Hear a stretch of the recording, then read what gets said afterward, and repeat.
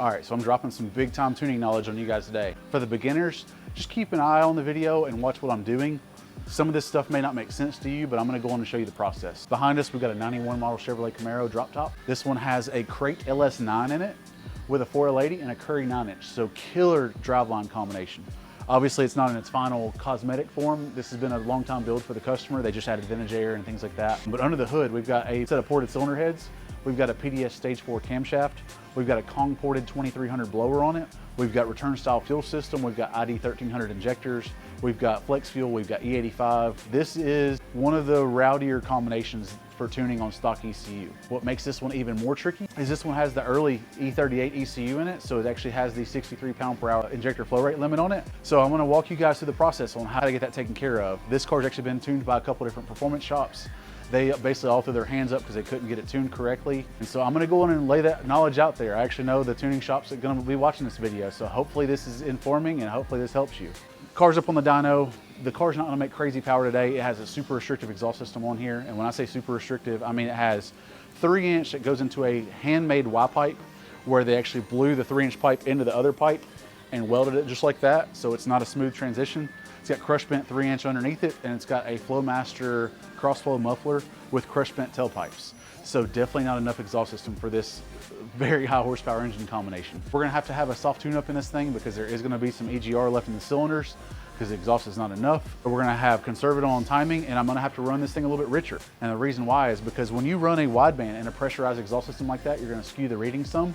So we're gonna have to bake in some of the errors from the wideband into the fuel flow on this car to keep it safe. But overall, it should be a rowdy combination, so let's go ahead and jump up on the dyno and get to work. I have actually already built a base file for this car. I'm just gonna show you the method that I used to build the base file. I was a little bit delayed on recording the video because I want to talk to the customer and make sure it was cool that I made a video on this car. What we're gonna do is we've got a scale for the 63 pound/hour injector flow rate limit with ID 1300s. First thing we're gonna do is we're gonna correct our stoic. Now the stoic, we're gonna double our stoic just like what we did in my other Gen 4 video for scaling big injectors.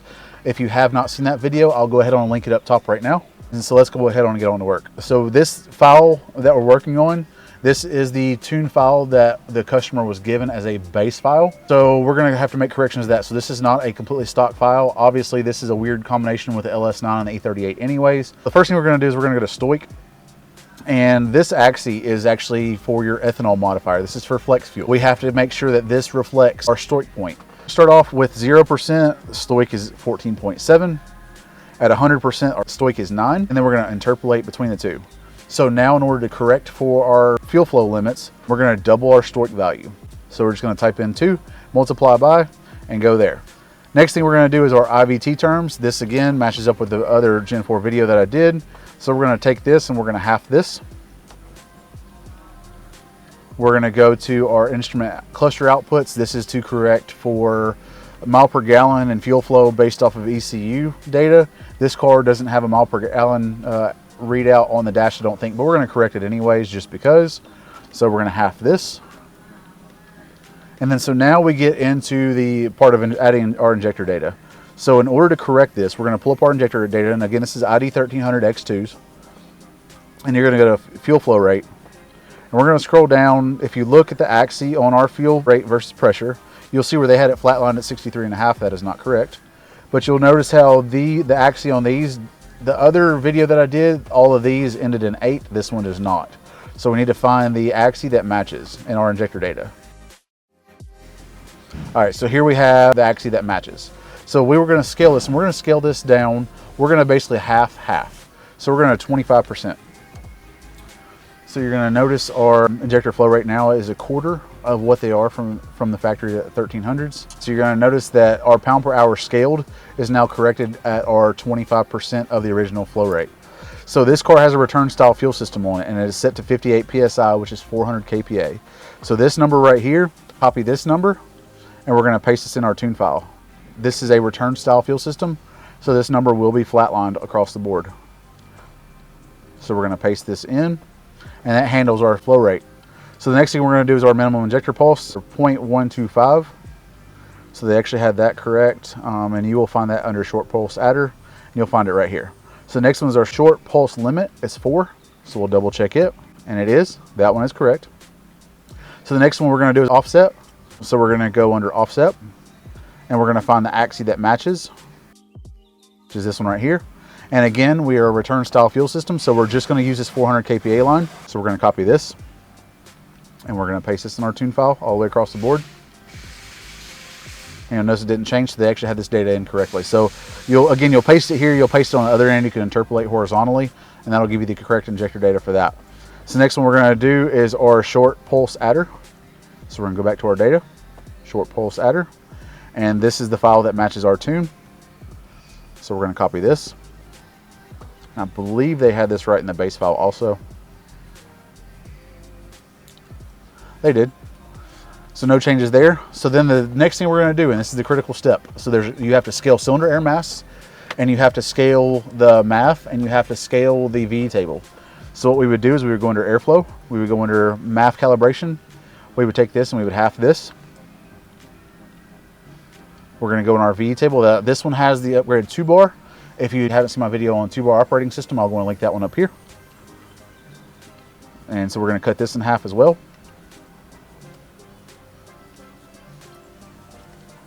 And we're going to copy, we're going to close out this table, and we're going to paste this into the other 2 VE tables. Now, to make sure that our cylinder air mass scaling is correct, we're going to go under our timing table, which is Spark Advance High Octane. And we're going to grab the axis here, and we're going to half this. Now again, guys, this is just on the base file. This is not the file that I'm actually running. I'm just showing you guys the process. So what we're doing is because we half the mass airflow sensor and we half the VE table, that means the car is going to see half of cylinder air mass. So to make this table correct, used to we would have to go in and we would have to copy each row, and we would have to bring it up. Well, now we can actually just scale the axis on the left-hand side. So once we close that out, you're going to notice that anything that was based off of cylinder air mass has now scaled. And you're going to have to do that with your deceleration fuel cutoff if you're going to use it. You'll see where this says still air. So you can just go into here and we're going to half this. And basically you just go through the tune, and anything that has cylinder air mass, you're going to half it. So again, this video isn't going to be an exact how-to. I'm just explaining the process. You'll have to go through your tune and actually make your corrections for your specific tune. Anytime running a Gen 4 ECU, you want to go in and correct the torque model for it. This car does have an electronically controlled 4L80 in it. So to make sure the torque model is correct, we're going to double our torque model. So we're going to go under Edit. We're going to go into Virtual Torque. Now I'm just going to show you real quick what I do is, in order to double a negative number, you would multiply it by half. So we click 0 and we're going to type 0.5, and that brings the torque model up. And then we're going to go down to 800 and we're going to multiply this times 2. And you'll see over here where it raised everything up. So then we're just going to copy all of them and we're going to interpolate vertically, and that's raise our torque model up double. So we're going to extrapolate coefficients, and we're going to do the same under map. So map again, we've got the negative numbers, so we're going to half it. And we're going to go down to, and we can scale this for supercharged applications, but the cool part is if you make your changes like this, it's going to scale up on supercharged applications as well. So we just go to the 100 kPa row, we're going to multiply it times 2. And again, when you're doing this, the link selections button is checked. It's going to do it on all the same tables. So then we just copy up or click up here, and then we're going to interpolate vertically, and that has corrected the torque model. So all we got to do is extrapolate coefficients. So now, even though our airflow model has been halved, our torque model has been doubled, and our cylinder air mass has been scaled. So that is the correct procedure for scaling ID 1300s in an E38 with a 63 pound/hour limit. Now again, this is more of an advanced topic. If you are confused, you can leave me a comment and maybe I can do a video to help elaborate a little bit more. As of right now, I could literally just make those changes, and if the base file was close, this thing would actually fire up and run correctly. So now I'm going to move over to the base file. We're up on the dyno. I've got vehicle simulation going. Let's get to tuning. Still in the file that I just showed you guys, I actually did forget one. This will help to correct for cold start. So you go into cranking VE, and because we halved our VE table, we also need to make sure that this is half. So it would normally be 100% like that. So we would just take it and multiply it times half. So we're going to be 50% across the board. That's going to correct our cranking VE. Again, this file has a lot of errors in it. So I'm going to go ahead and go back to the file that I've built, and we're going to get this thing rolling on the dyno. All right, so hopefully you guys can hear me. Of course, pretty loud. The interior's not finished yet either. So obviously we have a hole in the back window in the drop top. We've got no sound deadener or anything in the back just yet. So this car is in open loop right now. Just go on and put it in the gear. We're gonna go second gear.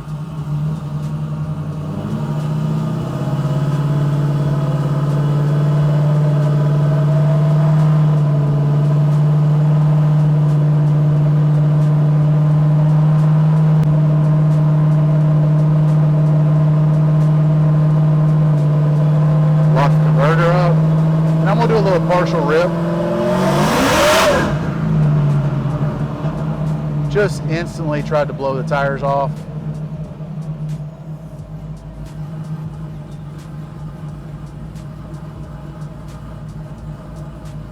Fuel is there though.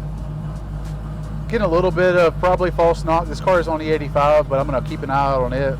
That's 14 pounds of boost. So let's go ahead on and get this thing up into third gear.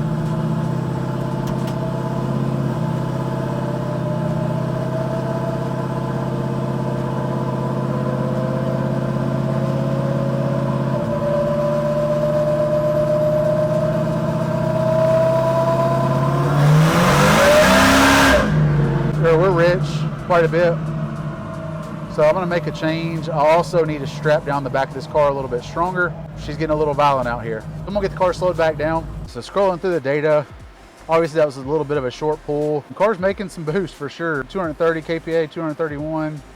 So we'll go under unit conversion. And we're just going to type in 131 to subtract atmosphere. So we're right at 19 pounds. So we're at 19 pounds, 11.5 degrees right now, which is pretty soft. You'll see command is 0.758 and we're actually at 0.685. So we're gonna need to subtract some of this fuel off the MAF right now. You'll see our V table is probably gonna end up being in line. We got 248 grams per second, which again, this is halved. So 248 grams per second, where I got 263 on Dyno. Not a huge deal. We'll pull some fuel off the MAF and we're gonna go in and do another pull. But you'll see where our torque model, all the E38 ECU you can see is 640 foot-pounds. So you'll see where we've got it pegged, which is absolutely fine. That'll at least get our transmission into the right spot of it knows the transmission's gonna have to be on kill to make this all work. So I'm gonna pull some fuel off the MAF, because right now I am in MAF only mode, but I'm also calculating VE table at the same time, and we are in open loop. So I'm gonna make this change to the MAF curve. If you haven't seen me make these changes before, just scroll back through some of my videos. I show plenty of times how to do this. I'm just using EQ air versus MAF.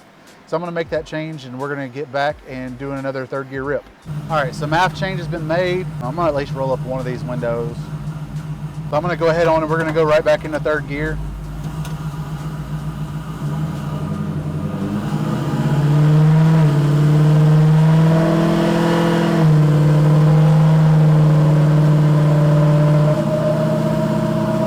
All right, let's do another pull.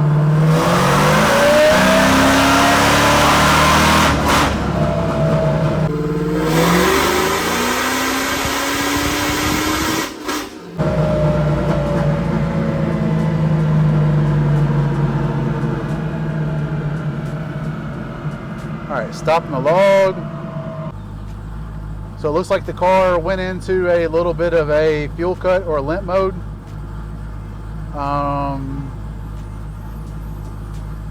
I'm gonna have to check. I'm gonna have to check codes. So I'm gonna get this car shut off and then we'll come back to it. Limp mode was found. That was pretty quick. It's actually a speed limiter. So it still had the speed limiter from the truck in it. Quick and easy fix. If you haven't seen how to change the speed limiter in a truck, obviously just go up to whatever the speed rating of the tire is. This car obviously doesn't have 186 mile per hour tires on it, but it's supposed to once it's got its current wheels. And you need to change your source over to calibration, so that'll handle that. As far as data goes, we were a little bit rich, nothing crazy. You'll see we were commanding. So when I do the 2-bar operating system, commanded fuel is based off of boost pressure. So I'll show you how I do it.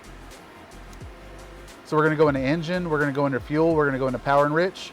And boost enrichment right here, we got EQ ratio versus map. And it's gonna show you the axis is gonna be based off of boost. And so this is the EQ that I'm commanding at that boost amount. Let me make it a little bigger. So you'll see, I mean, we're on up here. So I'm commanding it pretty rich, but again, as I've talked to you guys, I know the wideband is gonna be skewed a little bit. So honestly, a little extra fuel on the 85 is not gonna hurt anything with this exhaust on here. So I'll make some minor adjustments to the MAF again. You'll see our V table is much more in line. So we're pretty close on it. So obviously my base V table that I started off with was pretty much on the money from the look of it. Manifold air temp looks good. We're still really light on timing, but we'll start to dial it in when I have the dyno set to the actual power pull. I may try to go second gear again. Hopefully don't blow these tires off because it's kind of making me nervous. We're at 4,700 RPM at almost 100 miles an hour. I don't like turning these swaps at that crazy of RPM. So I may have to do second gear pulls and roll into it just because I don't want to spit a drive shaft out and end up hurting, you know, there's fuel lines under there. Obviously we have exhaust under there. I just don't want to hurt that stuff. So anyways, I want to make some changes and honestly, we'll probably just go and do a power pull. All right, so laptop's about dead. So I'm about to pull it off and charge it. But we're gonna go ahead on and do a little power pull. I'm gonna do third gear rip to 6,000 and we're gonna do it unloaded to see what the driveline feels like if we get any driveline vibration or anything like that. Let's do a rip.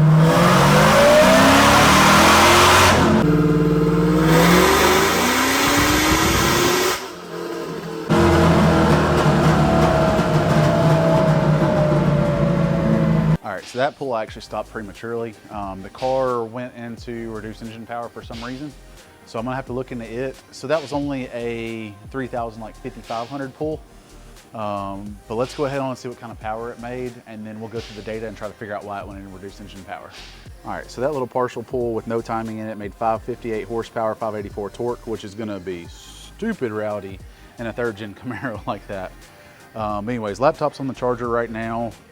So what I'm gonna do is I'm gonna let it charge and then we'll go through the data and we'll figure out why it's in reduced engine power. But overall, for it to be making that kind of power so far with no timing in it and, you know, basically just a 2,500 RPM version of a pull, and we haven't even read this thing out. Again, it's a PDS Stage 4. So this thing's probably gonna want 6,600, 6,700 RPM pretty easily. Loading a file in, I think it was just a rev limiter. I think the car doesn't have the proper park neutral safety switch set up. So I had a 5,500 RPM limiter in neutral or park. So I have eliminated that. So we're gonna try another rip. Everything else seemed to look pretty good. I'm gonna go ahead on and put a little bit more timing into it. As you guys can see, I mean, we're right around 11.5 degrees. And on an LS9, like these are low compression engines, it's pretty soft on timing. So I put just a touch of timing in the flex fuel side. Pump gas, this thing has basically no timing in it. So anyways, let's go ahead on and get logged into the car. Dyno is set up for 3,000 to 6,400. So hopefully it'll get to 6,400 this time. And hopefully the drive line feels pretty good.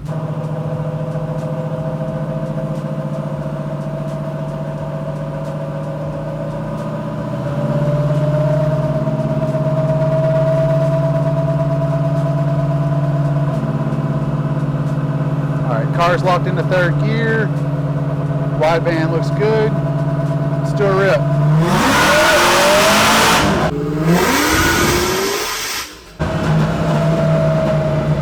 That wasn't third, that was second apparently. I don't know why it didn't get up into third, but it did do a full pull, so we know that the rev limiter was actually the issue. So I'm gonna get out and reset the dyno and then we'll try again.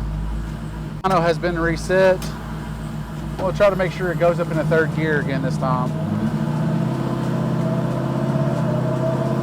Again, right now I'm running no load on the dyno.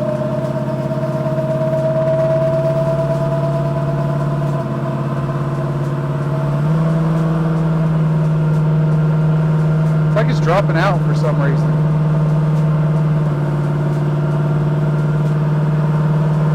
All right, seems like it's holding it now. Let's try a pull.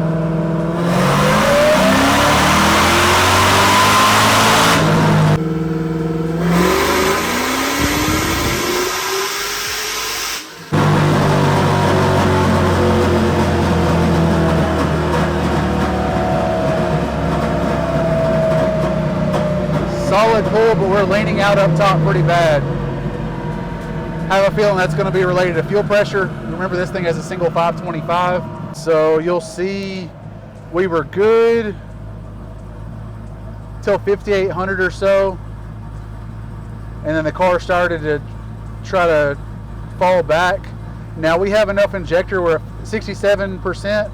So it's possible that the fuel pressure may be dropping, but we may still have enough injector headroom to maybe force it. But this is definitely a circumstance where we're dropping fuel pressure. So let's get this thing stopped and let's check out the power numbers.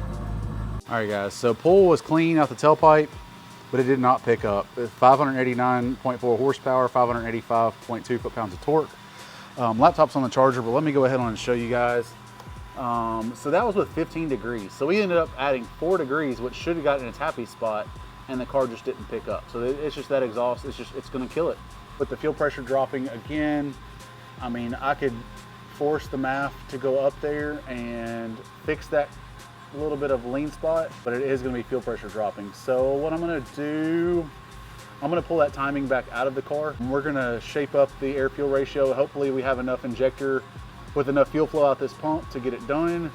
And then we're just gonna leave it basically exactly like it is. So again, I mean, at that power level, at 590 horsepower, I mean, that works out to like right around 640 or so on a Dyno, so it's super low on power.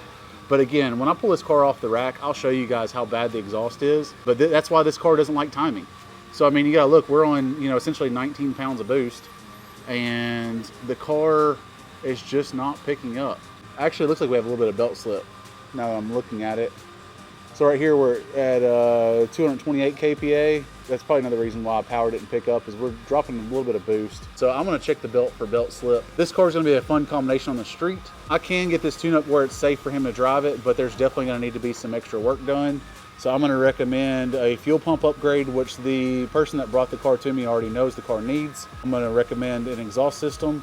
And again, if we're getting a little bit of belt slip, we may have to change an idler or something like that. So anyways, I'm gonna lift the car over, let the laptop charge some more, and I will make that correction to the MAF curve. Keep in mind, I mean, essentially that's a Band-Aid. Like, we're Band-Aiding in some airflow that's not actually there.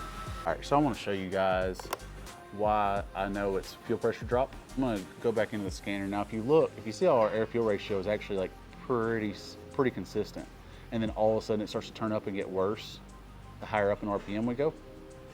And if you look in my EQ air versus MAF table up here, you'll see how at 11,400 hertz, we're pretty close. And then how, as we're working our way up, how it's dropping off real fast. Okay, so we're gonna take this data and I'm gonna copy this. And then we're gonna paste this into the MAF curve. So we went at 11,550 hertz. So we're going to 11,550 hertz. We're gonna multiply by percent. And I want you to see in this curve, see how it all of a sudden kicks up? It shouldn't be like that. This should have been a smooth, pretty steady incline all the way up, because these don't, this style of mass airflow sensor doesn't nose over like the pickup trucks do. If you see this real steep increase in the MAF right here, that's just showing that something's happening that the ECU can't account for. So this, you know, in a normal application, LS9 would have had a fuel pump control module, so I could have seen the fuel pressure drop, but this one doesn't have that. So I'm gonna take, and we're gonna follow the trend line at 13.61%, and I'm gonna go up here, and we're gonna add that, and we're gonna do 1.136. And so now this is what our MAF curve looks like, but you'll see that just real aggressive climb. That's gonna be fuel pressure, not a doubt in my mind. So some of you guys have asked about how I diagnose this stuff. That's definitely fuel pressure. Again, this car is a single 525. And for reference, I mean, the car is making some power. I mean, we're at 67.2% injector duty cycle with ID 1300s. So the car is definitely making some power, so we're definitely gonna need more fuel pump than that. So yeah, I'm gonna load this in to the car, and I'm gonna pull the timing back out. I've contacted the customer. This car should have loved 15 degrees and it didn't, so we're gonna go back to the base file with 11 in it, and he's just gonna go ahead on and pick it up and make the changes and then bring the car back to me, and we'll get it dialed in 100%. So anyways, I'm gonna load this in and then we'll get back up on the dyno.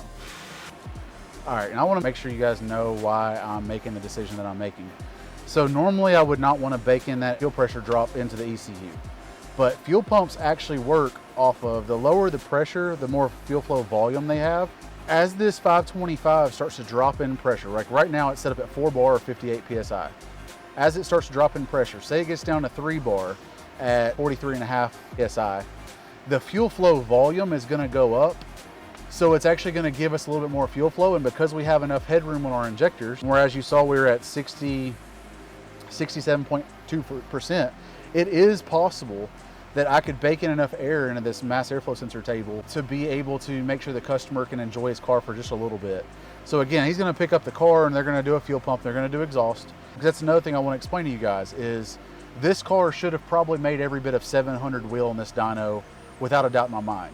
It did not because of the exhaust. And again, the exhaust is so small, I can't run as much timing because there's literally exhaust gas inside the cylinder still where it can't evacuate all the exhaust. So that's why we're gonna be down, you know, roughly 110 horsepower or so from where I would have expected us to be at. I'm doing this for the customer to make sure that's safe, because if I were just to leave fuel pressure drop air out of there, you never know. I honestly believe this customer wouldn't get down on the car, but just in case he does, it's just an extra couple buttons for me to push to try to make sure that the car is somewhat safe. But again, I'm letting him know that this car is going to be leaving with an imperfect tune. It should cold start, should hot start, should drive, it should shift.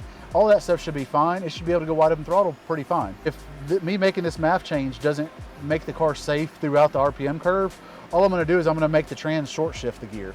So we can see where the MAF curve starts to get kind of funky at like 5,700 RPM. I'll have the car shift to like 5,800, and we'll just keep him out of that area where the fuel pressure drop is. So again, I'm just gonna use my experience to try to make sure that when this car leaves, it can be enjoyed and be fun, but they'll know what they need to fix next, and then they'll be bringing it back. So the tune file, yep, tune file is loaded in. So we're gonna start the car up. Gonna start up the scanner. I moved the dyno up. If the car can stay decent air fuel wise, we'll run it out to 6,600. This is back down on the 11 degrees or so of timing. Again, which is crazy low for an LS9, but the exhaust is the reason why. So get the car in gear, make sure that we get up into third gear.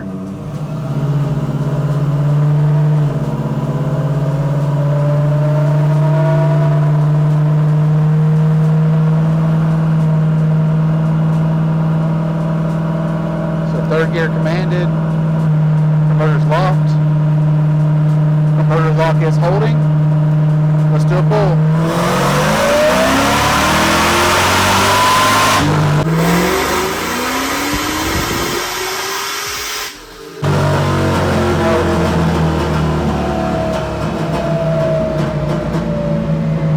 So I'm going to shut it down. So as you guys saw, we added 13.5% to the MAF, and the car it's still just not there. So you'll see where we're down on spark timing as well. It's because the manifold air temp is coming up and the car is actually pulling like it's supposed to. And you'll notice the belt slip isn't as bad now that the car's cooled off. So we've just got a lot of things going against us right now. We're up to 75% injector duty cycle.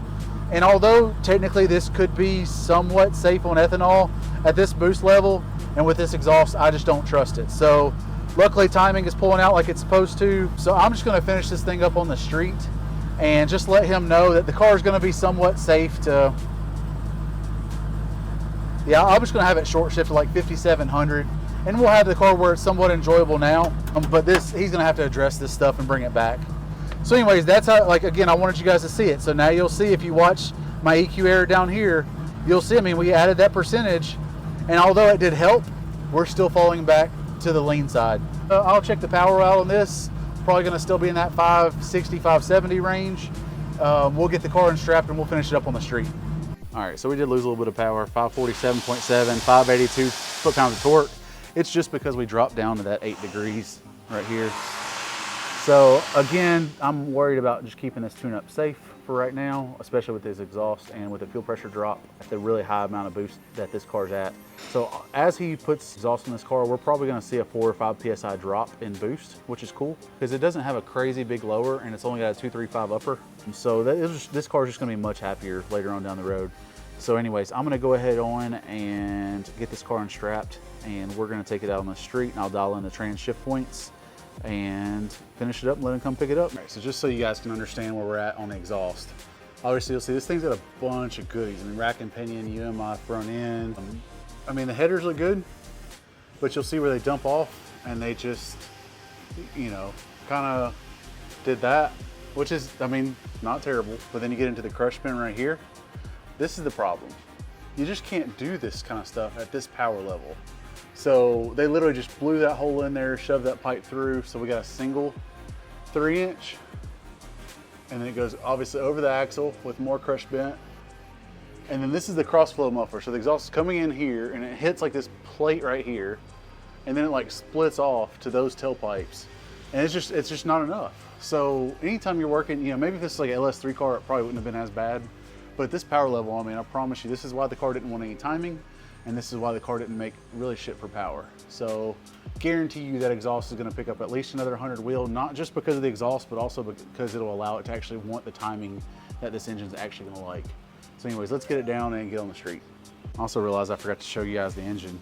So pretty sweet combination. They've remote mounted the throttle body, got a good size intake tube on it, but everything looks good. The only complaint I had was the MSD coils. And these coils can be okay, but Holley actually offers a upgraded power harness for these. You really need that harness in order for these to actually do what they're supposed to do. But Mighty Mouse catch can, vintage air, you'll see the return style fuel system over there, and Willwood brakes. Super sweet combo. I'm gonna put the engine cover back on this thing. I just wanted to show you guys because I realized I forgot to show you, but super nice car under the hood for sure. All right guys, I hope y'all can hear me. Pulling this car off of Dyno right now. We're gonna go for a drive. Obviously, we're not gonna do any aggressive pulls. First off, I think it's missing the seat belt buckle, so I couldn't find it. Didn't look that hard though. But basically, I just want to make sure this thing shifts okay. This thing steers like a school bus. With that rack and pinion, I think they gotta do some more adjustments on it.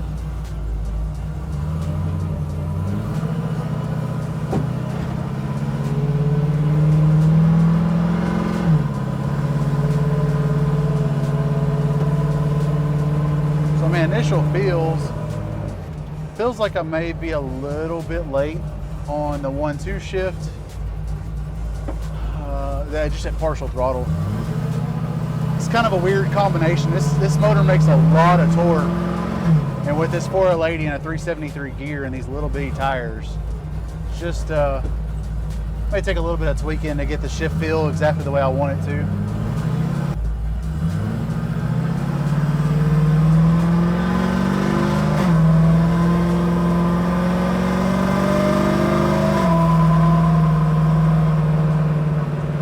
I think I'm late on the 1-2 and the 2-3, which means the 3-4 is probably going to be a little bit late. Overdrive I have set up to where I'm waiting until 1450 RPM for it. Just try to keep it from having any surge. Also going to watch this hood. I got the hood completely down, but I think they got to readjust these hood hinges, so it's got a little bit more shake than what I like.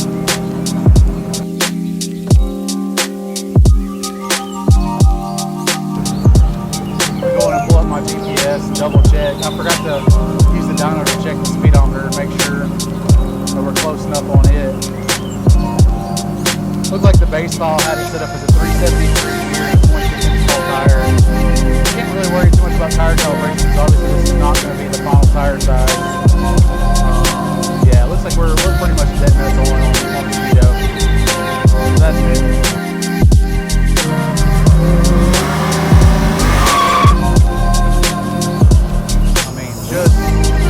Literally that was like 35 or 40% throttle, and the thing just, I mean, we were doing, I don't know, 35 mile an hour or so, and trying to blow the tires off. I was just trying to roll in lightly. It's got all the damn power. I can't imagine what this thing's gonna be like once it actually has the correct exhaust and we get this thing set up rowdy. He's gonna need some type of drag ratio. I mean, this thing's gonna be dangerous. This thing, realistically, the weight of this car with the suspension it's got, I think if the suspension set up right, it makes 700 wheel in that dyno. That should work out to a super low 9, if not a high 8-second pass. Probably 140, probably 142, 143, something like that. Pretty rowdy. Anyway, they all looking good. So we're going to get over to a parking lot, and I'm going to go ahead and take a shift on it. This thing takes so much torque. We can just let this thing sit early. I'm going to try to get shift points around, I don't know, 1700, 1800. Real light throttle. This big throttle bar.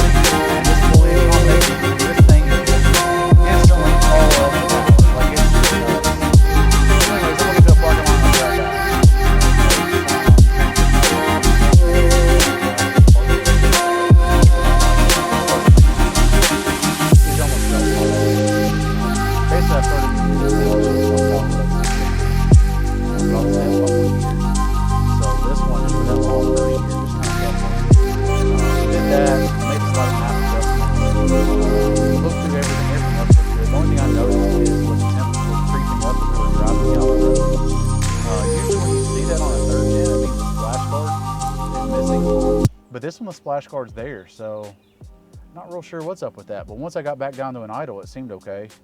So he may have to look into that. I mean, it could just be that this radiator just isn't wanting to move that kind of coolant volume. So anyways, we're gonna load this in. I'm gonna make a final test drive and then we'll wrap this thing up.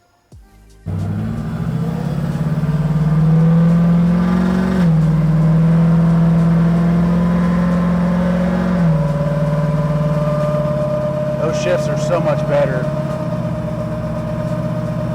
It makes so much torque down low.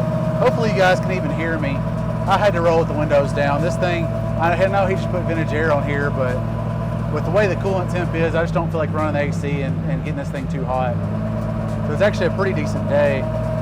Here's something kind of rubbing under the car. Almost sound like drive shaft or something.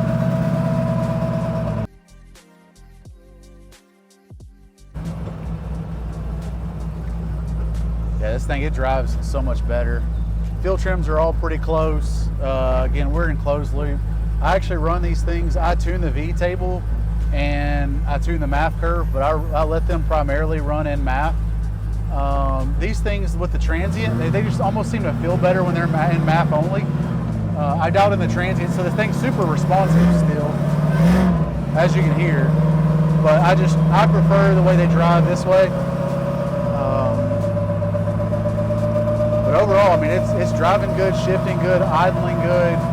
Coast down is perfect. I mean, it just comes down and just cruises like right at like 850 or so. I told it I want it to be at 850 until like 8 or so miles an hour, then it can drop back down to 800. But we're getting back to the shop now, but everything's looking beautiful.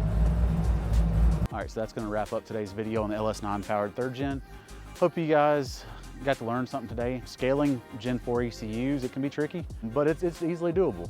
So anyways, this thing's gonna be absolutely rowdy. Once I get this thing dialed in and have some drag radials on it, I mean, this thing's gonna be nuts. I'll have some more vlog videos like this coming up this week. So, you know, if you learned something, click that subscribe button. If you like it, click the like button. Otherwise, I'll see you guys tomorrow.